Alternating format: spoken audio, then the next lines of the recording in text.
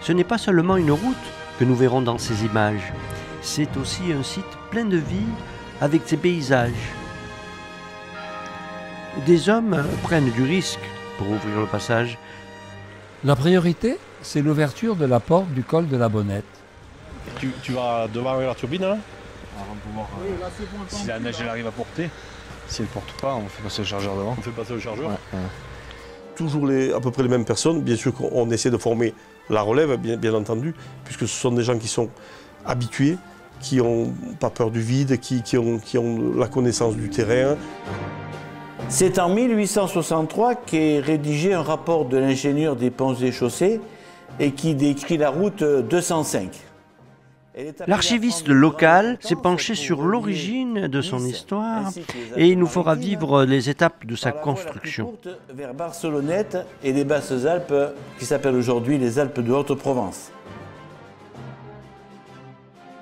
Il a été décidé de trouver un itinéraire qui soit un itinéraire ambitieux, répondant ainsi au désir de l'État, qui voulait faire une route qui soit vraiment utile, puisque c'était un nouvel itinéraire entre ces deux vallées.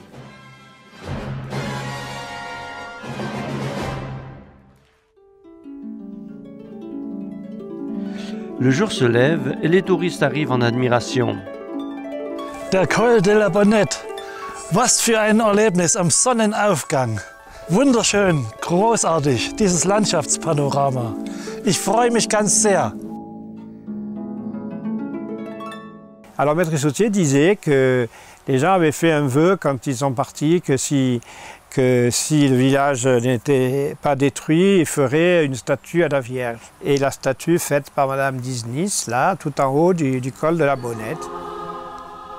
Chaque année, une procession a lieu avec les personnalités religieuses et territoriales pour célébrer la mémoire. Une association caritative de Josier organise un trail pour venir en aide à des personnes handicapées. Cette fois, c'est pour Enzo.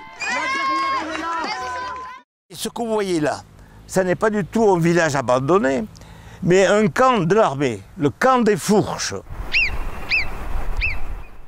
Les marmottes sentinelles surveillent leur territoire.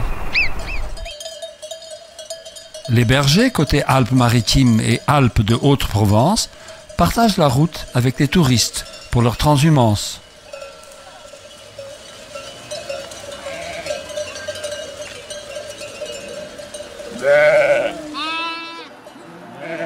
Des sportifs aussi occupent la route en vélo. Ah, sur 25 km, il faut gérer, donc je suis parti assez vite. Et d'autres sportifs au pas de course.